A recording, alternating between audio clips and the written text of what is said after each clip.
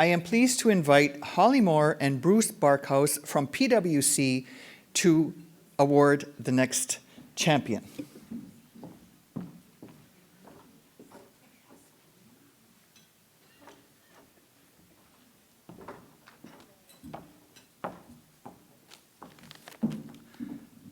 Good afternoon, everyone. Thank you, and Galakasla. Thank you for allowing PwC the opportunity to participate. My name is Bruce Barkhouse. I'm co-chair of PwC's employee-led Indigenous Inclusion Network. I'm filling in for Mel Fowle, who is very much looking forward to this opportunity. She's the strong leader of our reconciliation efforts. As for myself, I'm a proud Namgus, born in Vancouver, but have lived most of my life in Ottawa after moving here temporarily in 1964. My mother's family is from Yalis, Alert Bay, a small island off of Vancouver Island. It's been a pleasure to attend this important event and the energy in the room as you look to unlock the full potential of the Indigenous workforce. As others have mentioned, there have never been better opportunities for us due to Canada's aging workforce and a wave of infrastructure projects on the horizon. So I urge you to take the message back to your communities and stakeholders that the sky is the limit for their careers. This can be contrasted with my mother's experience when she was considering her career options in the 50s. At that time, her career counselors suggested she lower her expectations. That was the mold back then, aim low. Fortunately, my mother had her own plans, and she helped create a new mold by deciding what she wanted to do and then doing it, graduating as a registered nurse. Mary Cook Barkhouse, better known as Nobby to her friends and family, went on to help found what is now the Canadian Indigenous Nurses Association, an association that's grown from a handful of hardy souls in the 70s to thousands.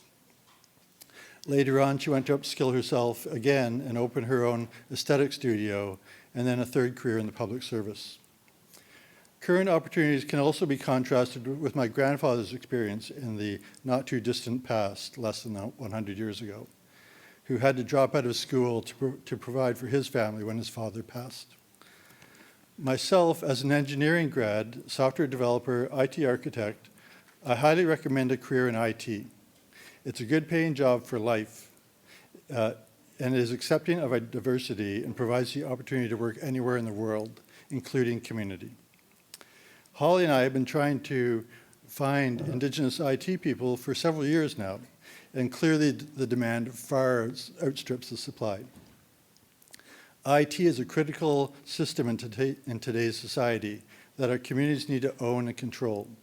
Further, these coming major projects involving our communities should result in the community owning the IT components and providing the services. So my second request for your help is to get the word out and make IT a priority for our youth. Kids need to know how they can do it. Even if they find math challenging, there are clearly programs available. Breaking down that long journey into small steps, one class at a time, one course at a time, one semester at a time. With their work and your support, the kids can do it. Thank you again, Galakasla, and for you and everything this organization is doing. With that, I'll pass it over to my colleague, Holly Moore, who set up the Wellness Center. Thanks, Bruce. I'm honored to present the Corporate Indigenous Skill and Employment Champion.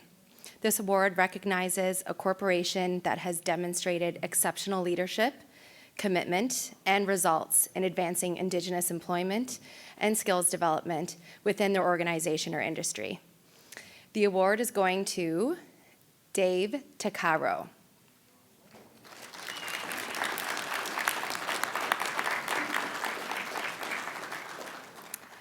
Dave Tuccaro, founder, president, and CEO of the Tuccaro Group of companies, is a visionary Indigenous business leader whose work has created meaningful employment and opportunities for Indigenous people across Alberta and beyond. As a member of the Mikisew Cree First Nation, Dave has built a network of 7 successful companies rooted in community and economic development, with the mission to create opportunity at every level of education and employment. Under his leadership, the Tuccaro Group has delivered jobs, training, and capacity building in one of Canada's most important industrial regions, while promoting Indigenous participation in the economy. Beyond business success, Dave has contributed to the formation of the Northeastern Alberta Aboriginals Business Association, bringing together Indigenous entrepreneurs and fostering collaboration and inclusion.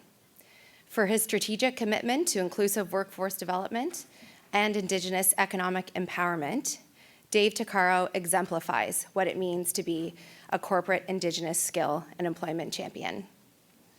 Dave is here to accept the award via a pre-recorded video. So we can turn to that now. Good evening.